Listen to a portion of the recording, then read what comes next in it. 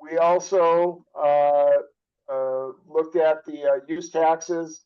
We're down a little bit in use taxes, and we're reducing that dollar amount as well. A lot of that has to do, just the cyclical nature of where we are. But I would assume that will likely correct itself. Treasurer Tucker, do you have any additional comments on revenues that you'd like to make? I do not.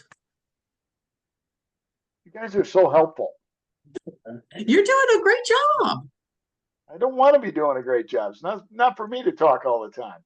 These poor board members get tired of listening to me drone on. No, we don't. So, does anybody from the Board of Trustees have any other questions regarding our revenue budget for either the general fund? As you know, we've projected an increase for the water utility. We don't have an increase for the sewer utility because we're trying to do those every other year. And we did, if you recall, included in the budget a reduction in the amount of dollars that were going to be charged for tap fees. We had projected reducing the tap fees down from a little over $12,000 to about $9,600.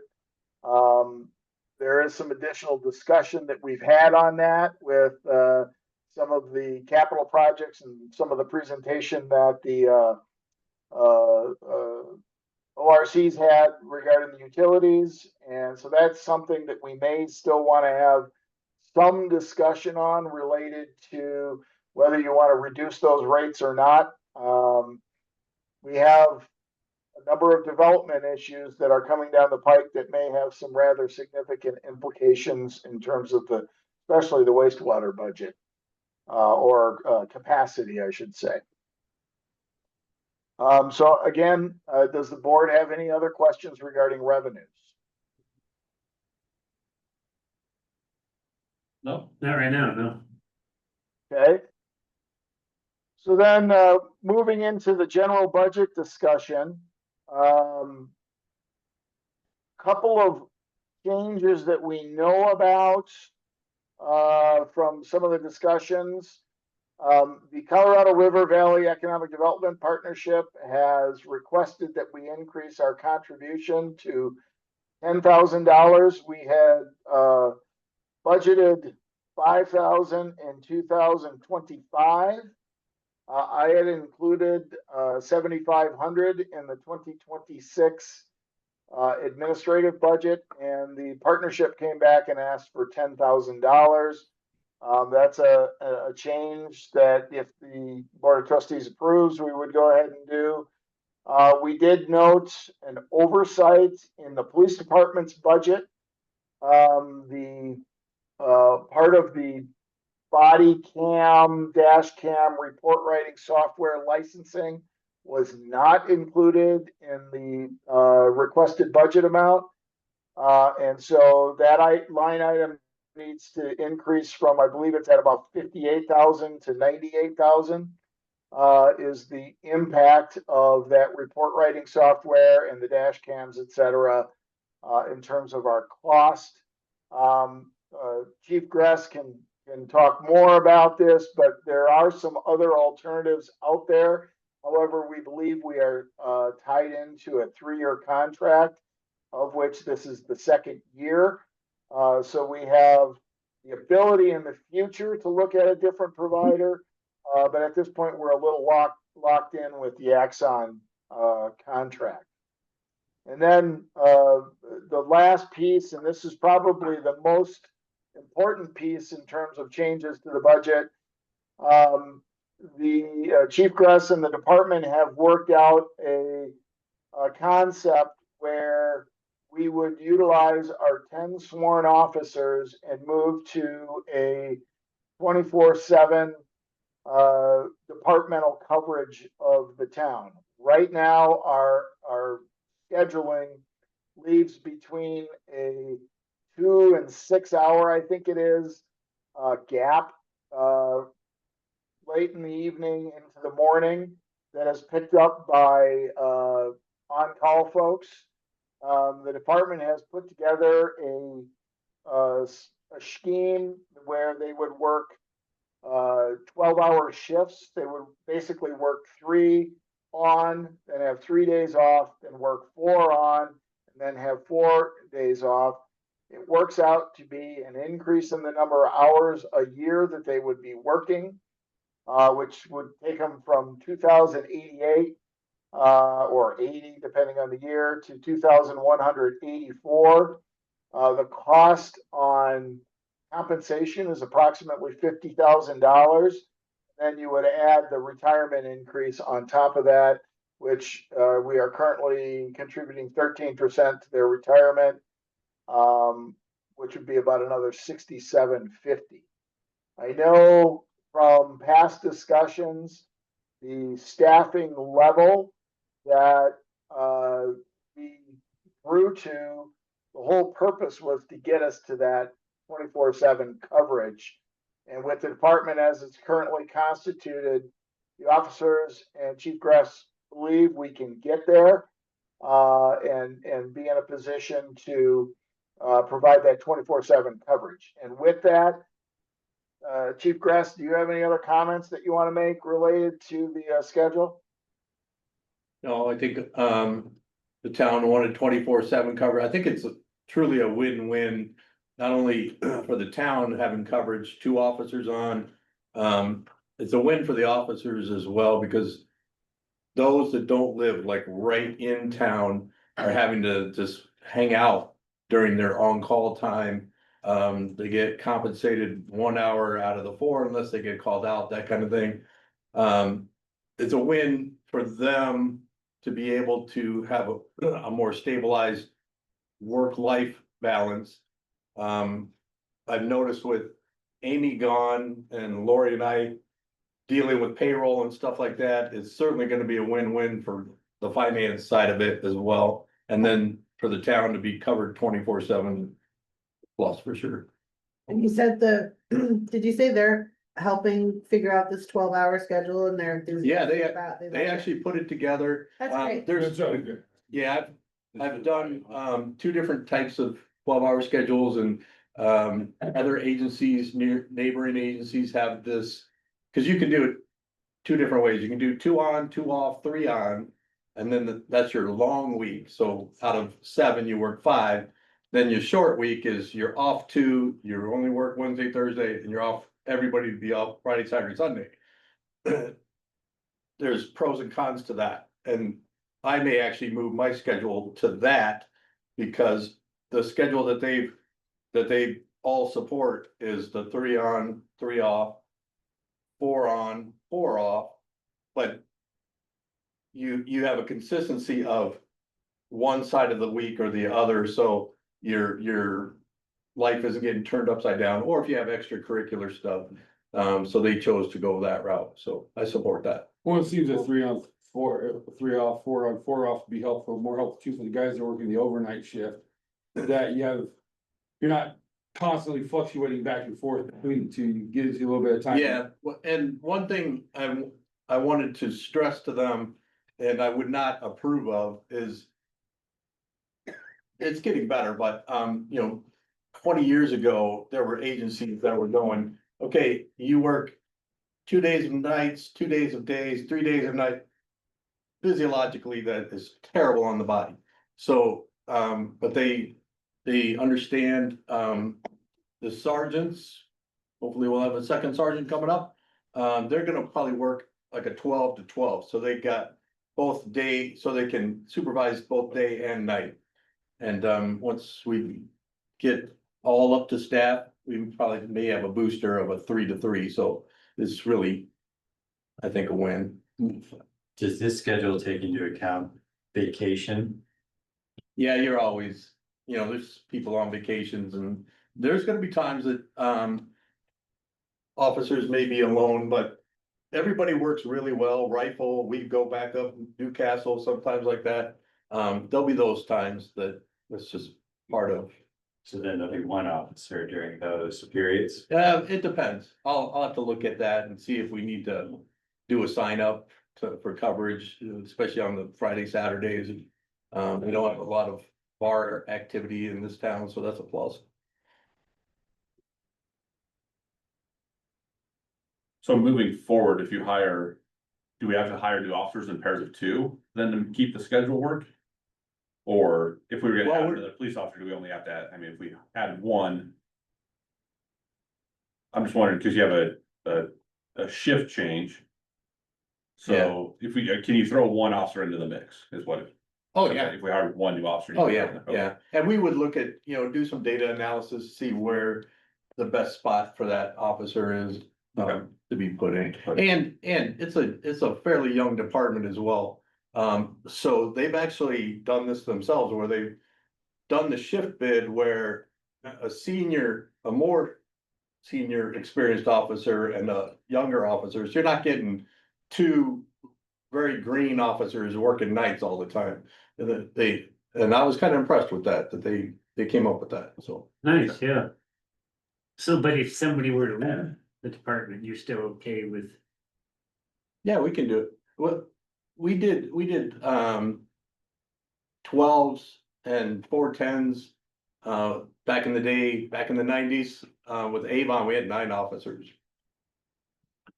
oh, okay. And then I think they decided every 3 months to switch shifts. They're gonna rotate it, so not everybody's gonna be stuck on nights forever, cause that can Also. Oh, yeah. that can mess with your head. And the officers won't be like, I can only work with Officer Bag of Donuts, right? They learn to be at a team, but they're a tight team anyway. So, we just did some defensive tactics and my old body had to get tossed around as well. So they're pretty tight group. Sounds great. What we've been trying to get to. Sounds like it's gonna work.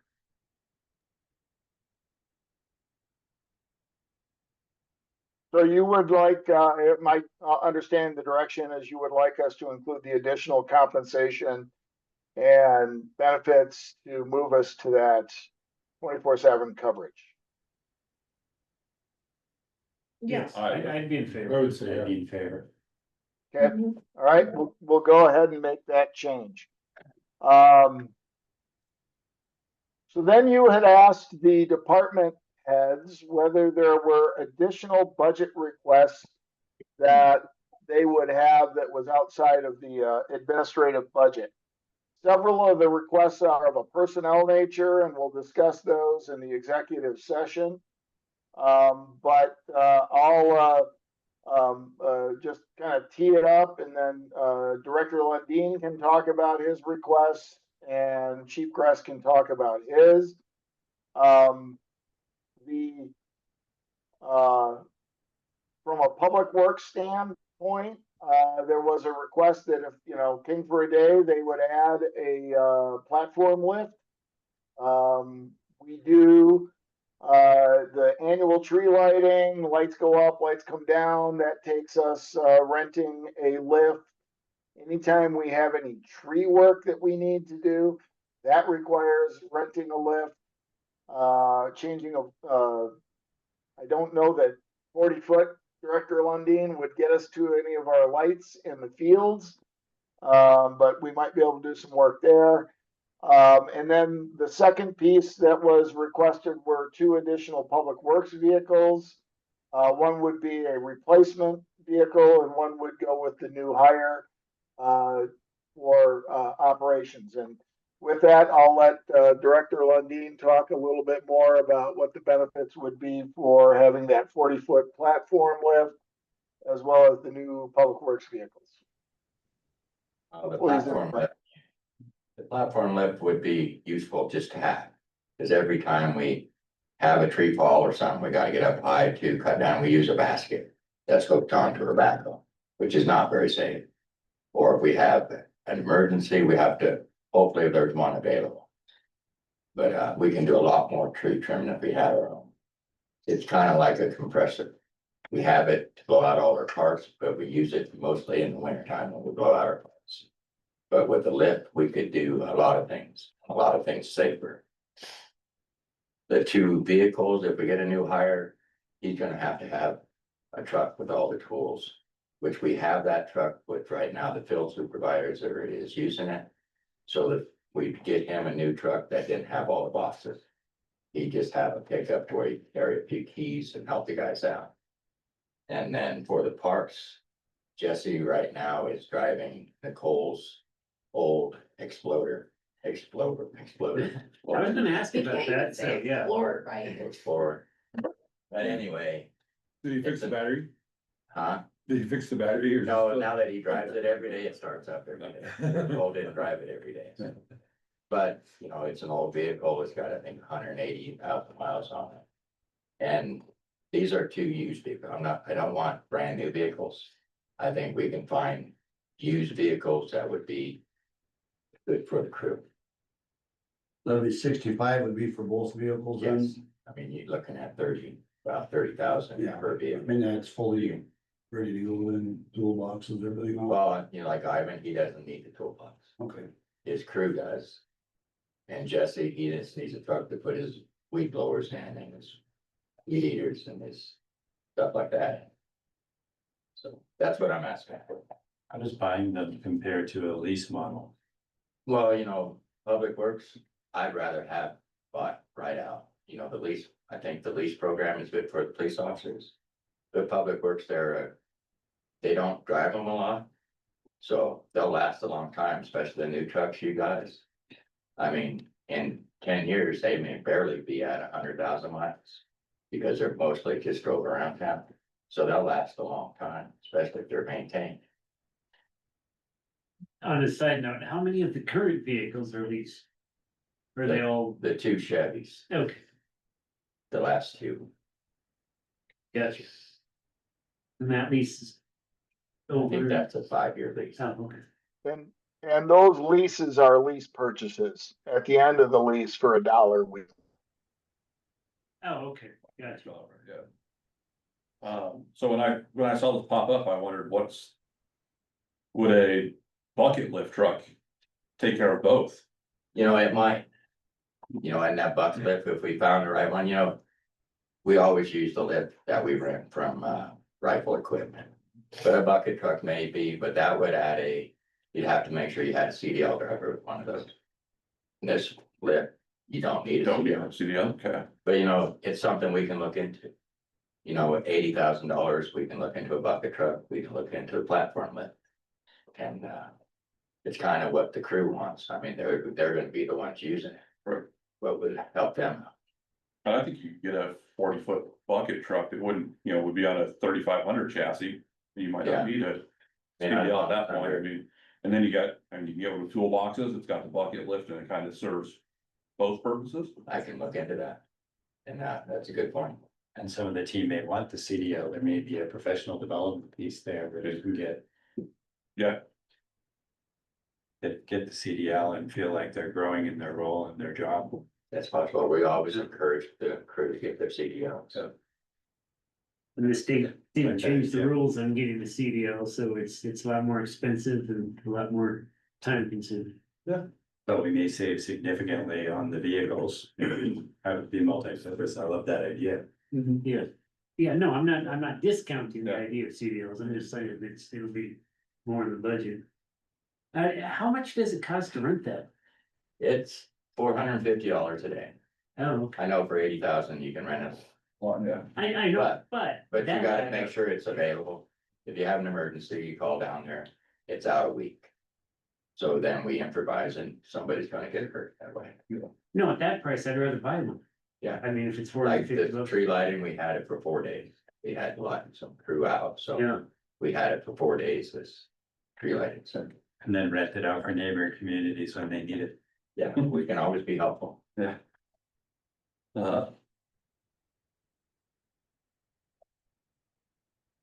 I don't know. I'm gonna say, I don't know if that's a 2026 thing. I would love to move down that road. I do think it. 27, it would be a 2026. Yeah, I think if we can look at a, budget for it in 27. I think by then it gives us time to see if if the boom truck's gonna work.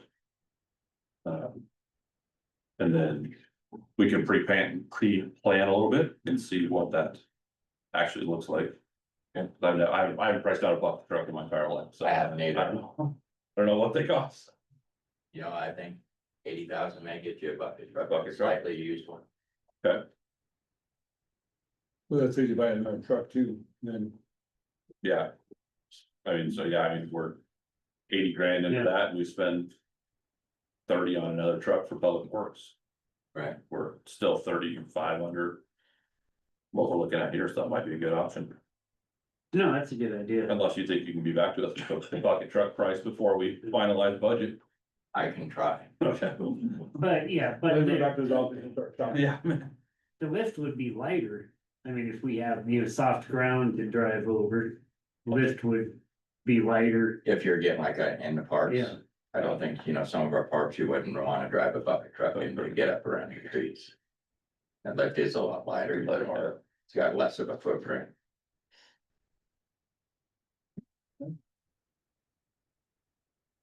And then the new hire, is that one we talked about before, or is this? Yes, it would be for the distribution side. Gotcha. Yeah. Okay.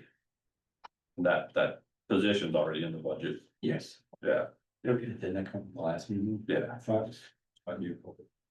Correct, it was in the last meeting. If that new hire doesn't have a vehicle, what are they gonna just drive some old? Well, yeah, but we've still got our seasonal trucks and, we'll put them double up with some people. Okay.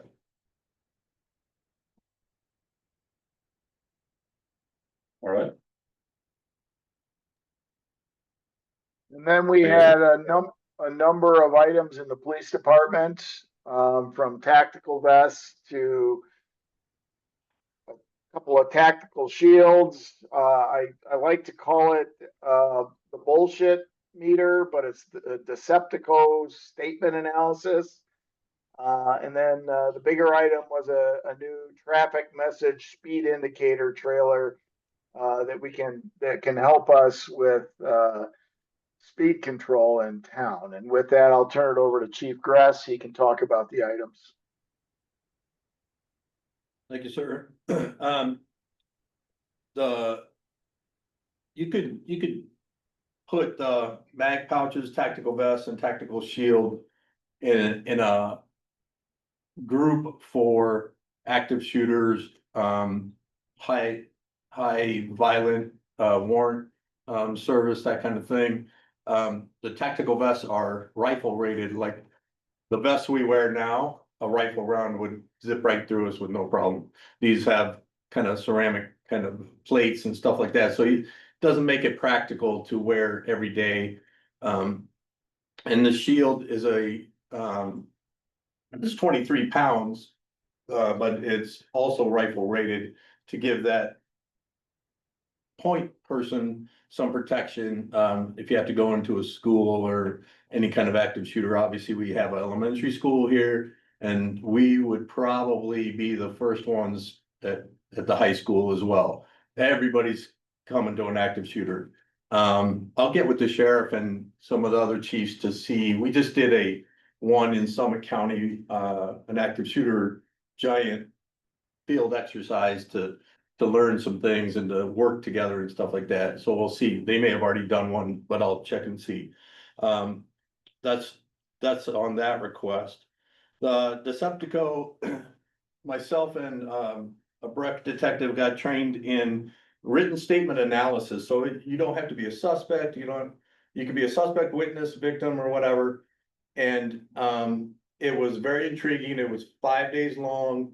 It's kind of a perishable skill. If you're not using it a lot, what it is the subject is writing out the statement of what happened, and then you're going through and analyzing that statement for signs of deception, how their pronouns. It's very scientifically based, obviously. So it's training, What's that? it's training, like. It's officer training. well, I was thinking like a lie detector. it's very, so the program is the same thing, but it's AI based and it does it instantly. and I've already used it once at Breck, and it pops up that, this subject is 87% telling the truth. And yes, it's very similar to, it's an investigative tool, right? It can't, you can't bring it into court, but you can say, okay, tell me more about It here. lets you know where to start Right, questioning more correct. deeply. It'd be like, here's a red flag. Yeah, yeah. And yeah, are they just completely being deceptive, whether they're the victim or the witness or the suspect? So, and then you piece that all together. That's all police work is piecing the Or facts it could be together. somebody that's being completely honest, they just speak weird. What's that? It could be somebody's being completely honest and just the program could still flag it because it is just a program.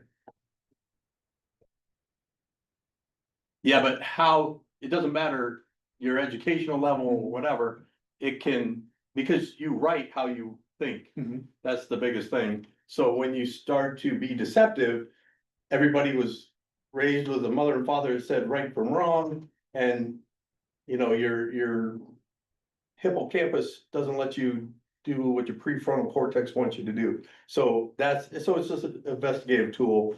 And I think with this new, or this fairly young crew, they can get them to a point where they're like, okay, I don't have to concentrate on a 3-hour interview per se, to try to find out whether a person's telling the truth or not, because there's Reed interview, there's CVA, there's all kinds of stuff. They can, okay, sir, ma'am, from here, from this time to this time, write out the statement of your observations as factually as possible, and then you let them leave them do their thing. And the program just, so I don't have to spend an hour breaking it all down. It's like diagramming a sentence, basically. Then you can go, okay, now they're being truthful. And then you can move on. That kind of thing. So that's what that is. But it's not Um, legally admissible. It's not, it's like a by polygraph. itself. It's an investigative tool. So then the officers are. I'm being theoretical, so give me some room here, that the officers would put in their own notes that they used the tool or didn't use the tool and what its feedback was, like. How does it factor into the record of the investigation? Like any other interview, if I ask a question, I had Joe Smith write out a statement and went from there. So it's just it's no different than me taking notes. I'm trained in read, interview, and interrogation, so how you pick out, okay, tell me that, but it's a huge time saver compared to doing it that way. Is the company Deceptico facing any significant legal challenges to this tool No, that we're aware of? Not that class I'm action aware or otherwise? no. I'm guessing that it's getting, I mean, anything that you guys do gets put through the ringer. Absolutely. In the courts, you know, so it's, I'm sure it's being It'll be challenged, because that's what lawyers do.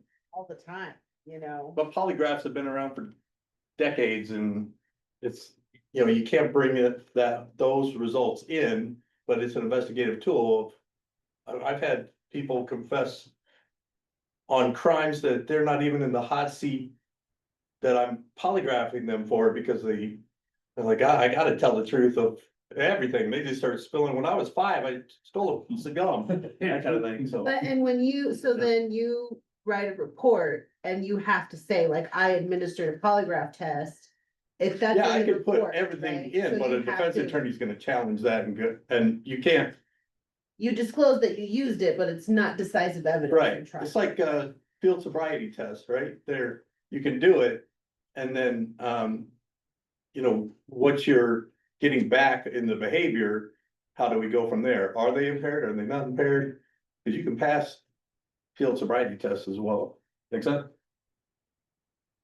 The big expense that I'm asking for, apparently our speed or message trailer is non-functionable. It's like early 2000s, from what I'm told. It's rotting in a field somewhere, so obviously there's some board members that definitely want some traffic enforcement. And, this is a good way to have both the message and the speed trailer. This is the speed limit, this is how fast you're going, we've all seen them. Some have red and blue flashy lights when you go over that. But there's a message factor too. Hey, there's fireworks tonight, or don't be blowing your own fireworks, that kind of thing, so you can message that. And then you can move these around. And it's a trailer, so, right. And then does it send information to our data analyst who tells us where we need to put new? Can we get one like that? Well, we have some Where- data box. We have data collection. boxes Yeah. that we've been using for. our Okay, traffic different, counts. okay. Does it have any record of what it's, basically, they have like, does it keep a record at all of what it's telling people? No, Not at all, okay. I think that's what you're asking, wasn't it? Yeah, or Yeah. like, you know, But we- because sometimes we have We our, had 15 people go by at 35 miles an hour, we had 45 go by at 50. right, we already have some of that, We you have know, that you know, already. when you drive across track the things, yeah. little cable things, yeah. Okay. Yeah. And they're, yeah, it's their mobile, and I could say Sergeant Hickson. We're gonna do an egress of the town, so he could remotely type in that message and it'll start to display it of.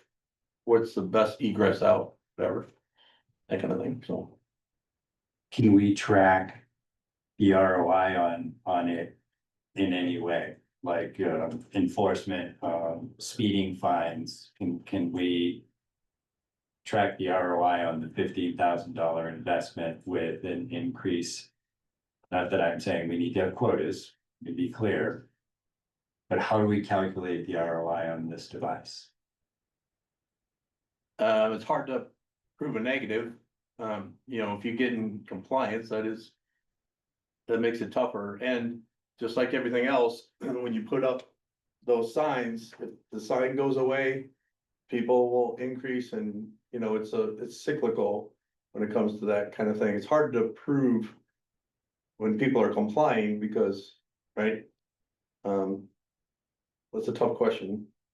So it'd be anecdotal or subjective, there'll be fewer people coming in about speeding.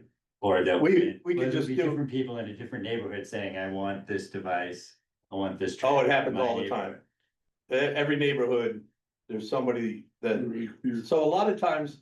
In my past is we'll take the data collection stuff. And do a data analysis, and then if it falls in that 85 percentile, the 85th percentile rule. We may not do anything but some directed enforcement, like. If you got nothing going on or not investigating anything, hang out at the school and that kind of thing. But in my experience, yes, it will move all over the place because this neighborhood wants it. This neighborhood wants it, that kind of thing, but that's being utilized, so that's a good thing. Yeah, No, this is just a work session. At and 7 o'clock is when our meeting starts. I was just gonna ask, I mean, is there a camera on there so an officer can just watch what's going on? You know, so you can log in and go, oh, well, there's only 2 cars in an hour, this is a lousy place, let's move it. No. Okay. What I've done in the past is we set it up for a week. Sometimes we'll do the data analysis first, if it's kind of obvious that people are going over speed limits and that kind of thing, we'll set it up for a week. And then reevaluate and that kind of thing. People will get used to it and slow down. And then once it goes away, you know. It's usually the people that live in the neighborhood that are the worst violators. Cause they're just zipping from work and zipping back home and that kind of stuff. Yeah, and I mean, I'm not advocating for speed cameras, but those ones in Glenwood, they work. It's amazing to me. And it's very apparent people are driving slow through those areas. Oh, So you're with talking- those new you're- cameras? You're Yeah. talking the Yeah. speed cameras where they take the picture and then send you the citation. Exactly, yeah. Yeah, that's, Yeah. if you guys wanna go that route. Yeah, no, I'm just saying my observation, because seeing cars whizzing by, and I mean, everybody just goes so slow past those things anymore. I know they're becoming popular. Well, this is the first step, right? Whether or not it goes to that as a That would be a Fit, great yeah, idea. debatable, but right now, we try to incentivize better behavior, Yeah. not penalize them for it. But it'd be For things bad like this would be, like, it uses this might be like first week of school or so, putting it out on the major school. Right, yeah, you can Or message anything. When soccer's first starting up, reminding people, and you put the video sign. Hey, soccer practice is starting, kids are in the area, and then also having that, so it really takes and does that double. Yeah, cause you could have just a message board. And you could just have, the speed trailer saying this is how fast you're going. If you got one that can do both, it's kind of more bang for the buck. I was gonna say, I mean, I think really it's just, I want the most effective thing for the money, so it's not, I assume that.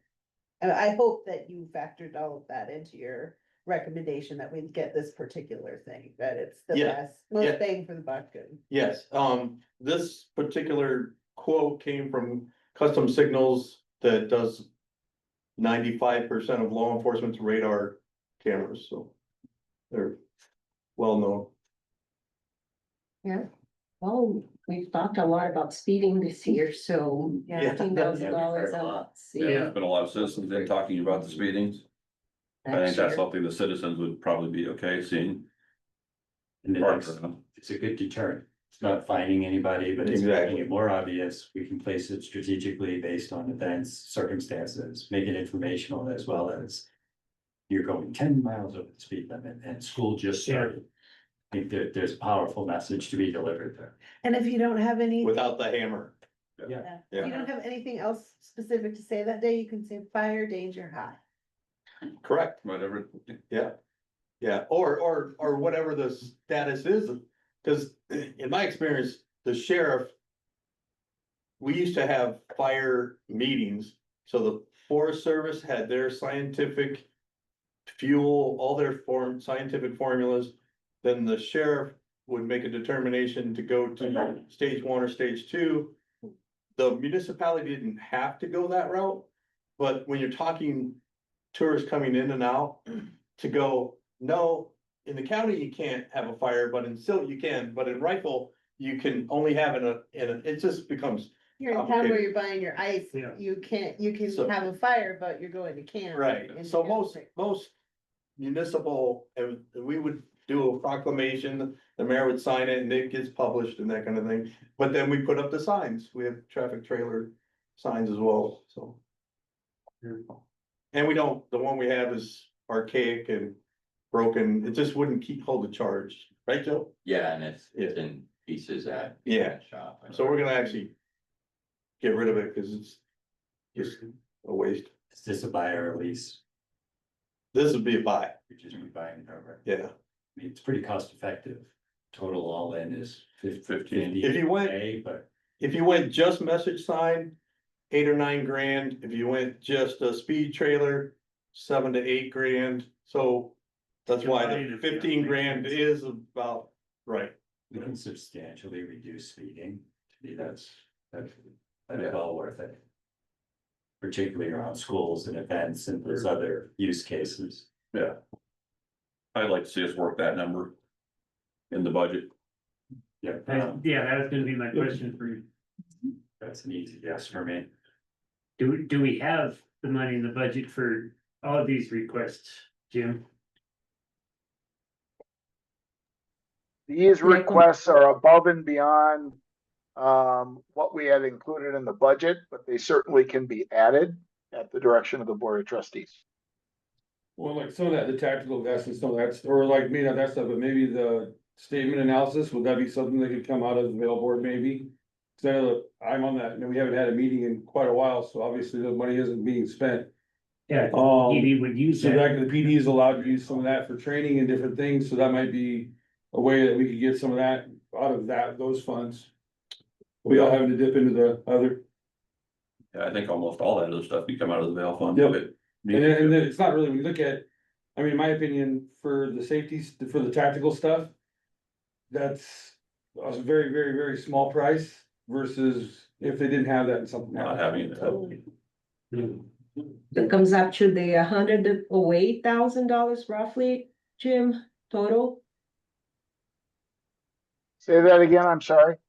Does it come to 108,000 and I think around 700 total for next year's budget if they were to do it at all? For PD, it's roughly 30-ish. 26,000.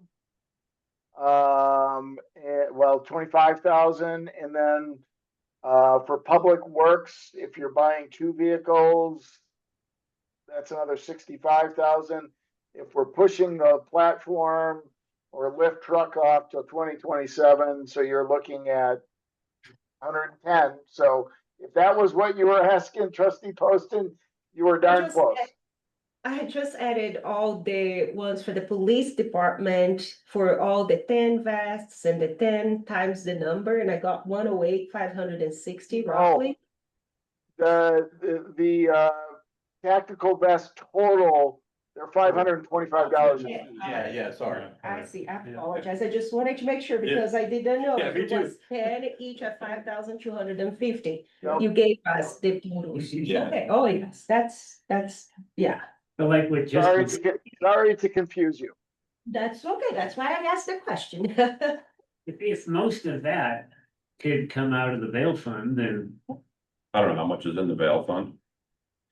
I think we'd have it covered with, we could cover it with the bail monies if you wanted all of the wish lists to be taken care of by that fund. Okay, then it gives us a little more breathing room for public works. yeah, cause I'm going back to public works. I just did a quick Google search while we were talking here. I found a 2015 bucket truck on an international chassis. Got 43,000 miles on it for 54,000. 54,000. And it does a 60-foot reach. Have the gross weight on it, UDW. It does not. Not on this listing at least, yeah. I can do some more searching. Yeah, so Yeah, keep it under 26,000 pounds and then you don't then you need. don't need the CDL, yeah.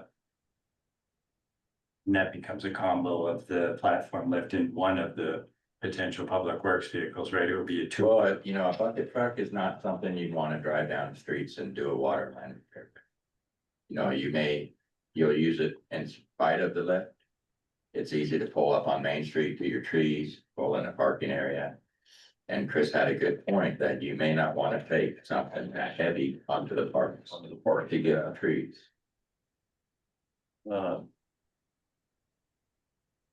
You know, and I think that 80,000 is a new lift, so you know, you may be able to find a used platform lift that, you know, for that same amount of 54, Yeah. that price. Can I add something to the comment that Amy made about the Vail board? According to the code, we cannot spend more than what we accrue for the year.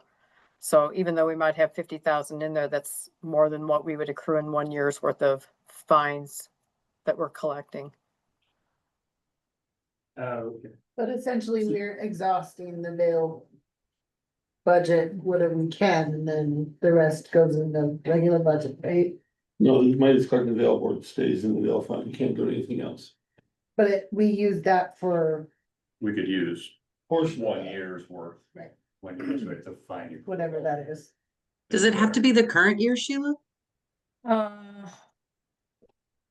It says that the Board of Trustees shall annually appropriate monies for the victim's assistance, which appropriation shall not exceed the amount collected pursuant to the surcharge imposed during the preceding fiscal year.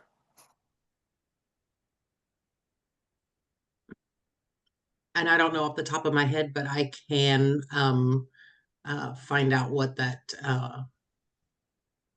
revenue was for 2025 so far to get you that number for next year. Because that will know what the split is, right? How much Vail can cover versus how much the town will have to cover. Yeah, The exact amount won't be till. It'll be somewhat of a projection because the FY Correct. is, but it'll be Not accurate to the penny, but it'll be relatively accurate in terms of budgeting. Yeah. Everybody's budget light on the Vail portion versus a little bit under what we expect just to cover us, so we're not. We can build in a buffer. Treasurer Tucker, is the police surcharge fines, the Vail Board edition? Is that, If it's in the general fund, then no. The Vail Board has their own revenue line item in that fund. all right, let me get It's back to it. 008. 008 is the fund in the place of the financials. That budgeted dollar amount for 2026 is $24,500 worth of revenues. Does it say how much we've collected so far in 2025? For 2025 through September or through August, it was $13,833. So, 13,833. yeah, Not as much as I thought. It could be as much as 60% cost coverage. So Yeah. we're about 20, about 21,000 or 20,500, depending if you want to round up or round down. that's what the projected Mhm. revenues for 2025 will be. Yes. 13 will come out of the other 8, the town would have to. Yeah, unless we just, if we put the trailer just in the budget. The 50,000 in the trailer, then that's 10,000 for everything else, and that would come from the Vail. Oh, yeah. And that might be the way to do it, do all the safety stuff and whatnot out of the Vail and do the trailer out of the regular budget. Yeah, I'd be fine with that. Cause we may end up with some training or something later on in the year that pops up that we wanna send people to that we could use remaining Vail funds for. It's a great point. Yep. Yeah, it makes sense. Yeah, I mean, I might be outvoted, but I'd be in favor of Public Works request.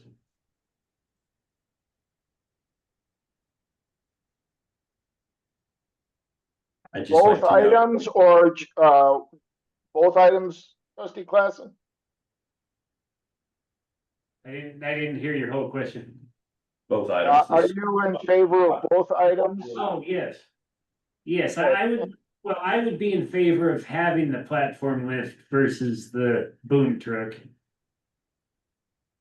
And yeah, and I mean, if Joe can find a couple Public Works vehicles for that price.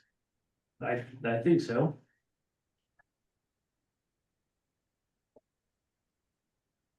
Okay, Another thing I've never bought is a boom lift. But I'm looking, I mean, deals. yeah. the mayor's gone shop. I don't know, I mean, condition wise at 2019 for 30 grand Yeah, or if he can find a used one that's with in decent shape, yeah, low hours. 200 hours on it, 50-foot reach.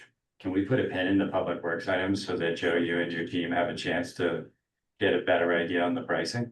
I can come up with some other prices And then for next- 2 weeks. Next meeting, we can look at that specifically and say Yeah, yes or that's a good no, idea, yeah. based on And you know, Joe and like team having more runway to get the gory details for us. rifle equipment, they may have one they're gonna exchange with the new one, so they may wanna Maybe looking to get rid of get their rid of one of their older one. ones, but like the one we've been using. Well, the nice thing about that is it's the exact one we've been using, so it wouldn't be any training or anything, that comfort with it.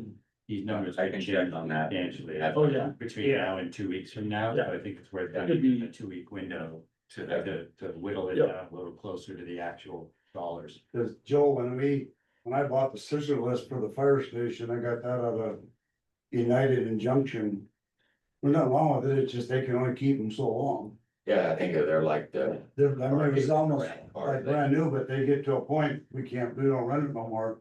I bet probably that boom, that scissor, boom. I'll check around and get some, Yeah, I got mine out of United and it was about half the price, there's nothing wrong with it. right, Joe did exactly what I asked for, though, it was a dream list. Yeah. the dreams. So he didn't bring Yeah. that back, but I think we can, maybe now it's the.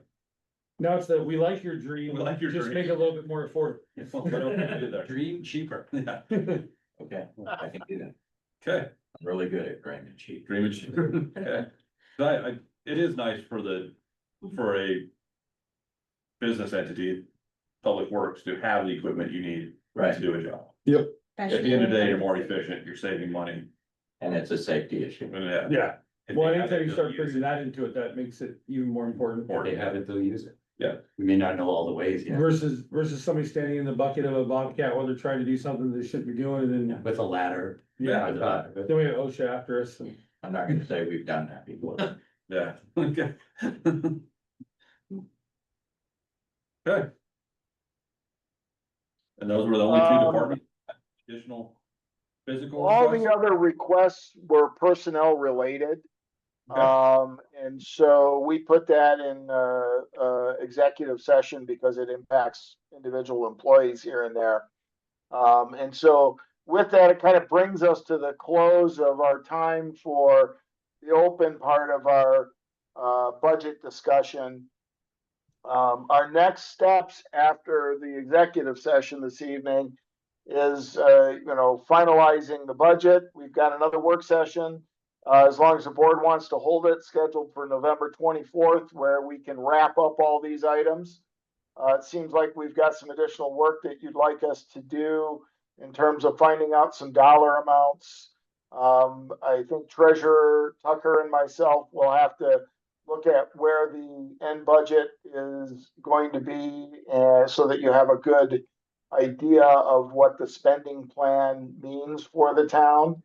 But with that, I think, we're ready to move into the regular part of the meeting, which is, calling to order and then, getting into executive session. Okay. All right.